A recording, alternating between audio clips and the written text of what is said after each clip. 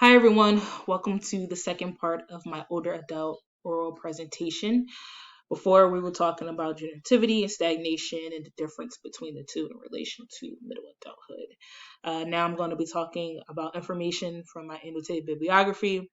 So, one of the articles I used for that assignment, the main focus was the relationship between hope and generativity during middle adulthood. And so researchers' hypothesis was they believed that women experience higher levels than men, as well as those who had higher educational backgrounds had a stronger relationship with hope and generativity.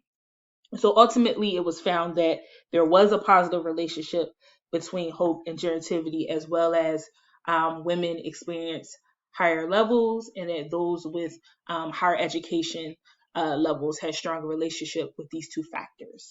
And as far as with generativity, it was found that it does begin uh, during our younger years, but it does increase more so during middle adulthood. And so researchers found that people with higher levels of hope tend to be more optimistic and want to take more action in order to help the next generation. And I found this to be very interesting considering Dr. A's own professional background as well as where she's at currently. She's very much optimistic. She's very much looking at how she can best help the next generation. And so I thought it was very interesting how her life, as well as the study that was done in the article that I chose for my annotated bibliography, related to one another. And so now I'm going to talk a little bit more about how racism, poverty, religion, and education played a part in shaping Dr. A's life. Dr. A was born towards the end of Jim Crow in California. She was born during a time of when Black people were moving from the South and more so moving more to like the Midwest, West area.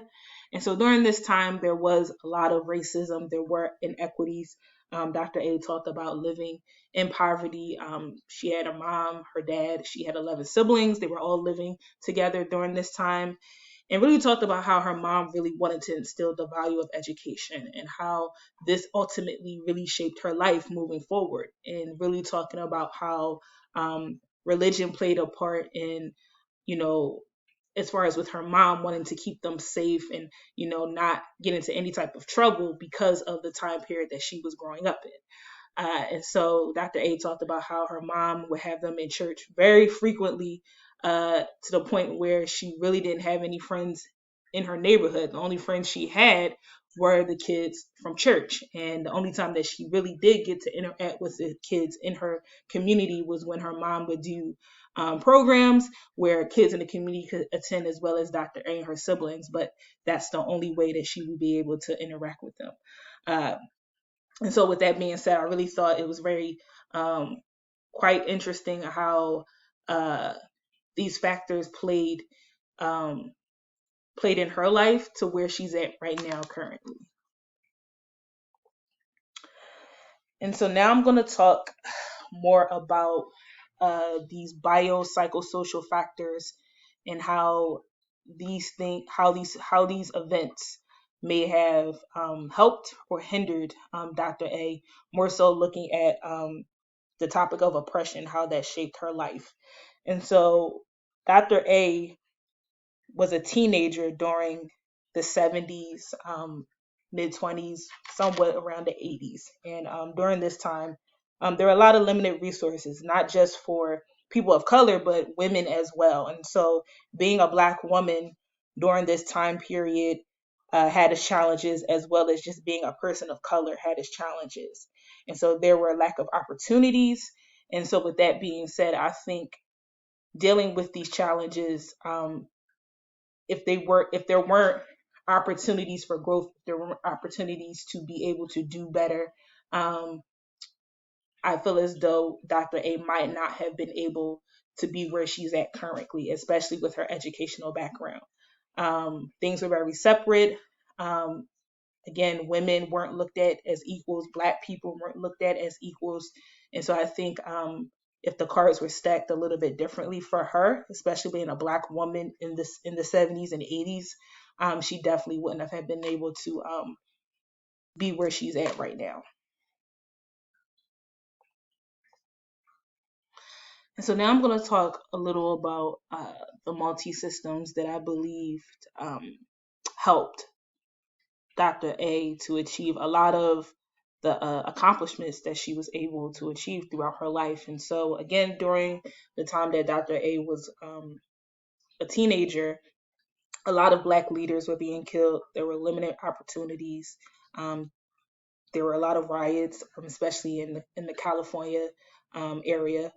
And during this time, uh, this is when Black people were given the ability to go to school and be able to get financial aid.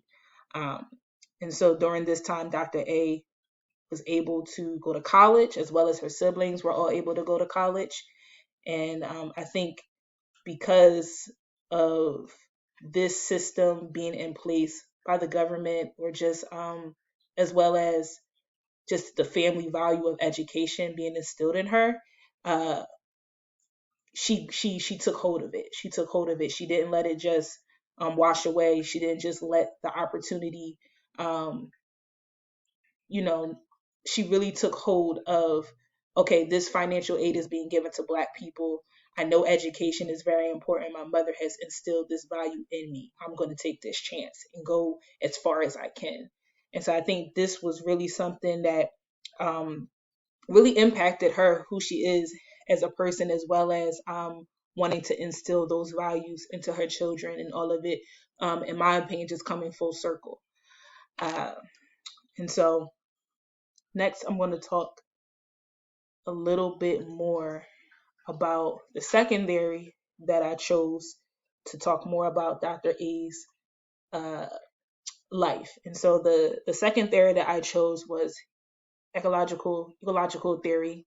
And this theory is more so looking at the behavior, the actions of the individual, and how that and their environment impacts how we as individuals grow over time. And so we're talking about connections, we're talking about community, family, work, cultural beliefs, how all these things um, in reference to our actions in our environment, how they impact us as a whole. And so Rogers talks about how, people and our environment are forever changing. And so looking at Dr. A's life, I thought this was very much true, considering where she's at right now in her life, as well as with the pandemic. A lot of things have been changing. She's an educator, she's a teacher, she teaches 6th, 7th, 8th grade science, as well as working from home, as well as being at home with her daughters, and how that can impact both her personal and her work life, and the frustrations that come with that, as well as the outside systems that impact her life, her livelihood. The school district is forever, having changes and implementing different systems, and things are always on the move, as well as things are always changing that ultimately affect, her livelihood, which also affects her well-being. And so I thought it was very interesting because of the time that we're in right now, and how I think it very much is true, as far as how your environment never stays the same, as well as you as the individual never stays the same. And as far as just talking with Dr. A about where she's at right now, really much so thinking about how the pandemic has really impacted her as an individual. And so lastly, I'm going to talk about Erickson again, and talk about the limitations when it comes to this theory. And so just thinking about my interview with Dr. A and just everything that we talked about, I really thought about how, with Erickson's theory, it really tends to focus on the younger years, and how everything really falls back into what occurred in the younger years. And so trying to think about middle adulthood, and really trying to, pull information from that stage, it can be very limited, when it comes to that, because a lot of the information tends to have to come back from, those younger years in order to connect them to adulthood. And so I think that limits the amount of information given during this stage, as well as thinking about generativity and stagnation, and just um, looking at it through the lens of just like, you're in this stage and these are the two options that you have. These are the two crises that you may be going through. And them, well, Erickson not really giving the why behind. I think it was just more so of just like, it's just one way, and not really thinking about the other factors that may play into why someone may be in the generativity portion of this stage, or in the stagnation part of this stage. And so these are my references. Of course, I use Rogers, as well as the reference from the article that I used.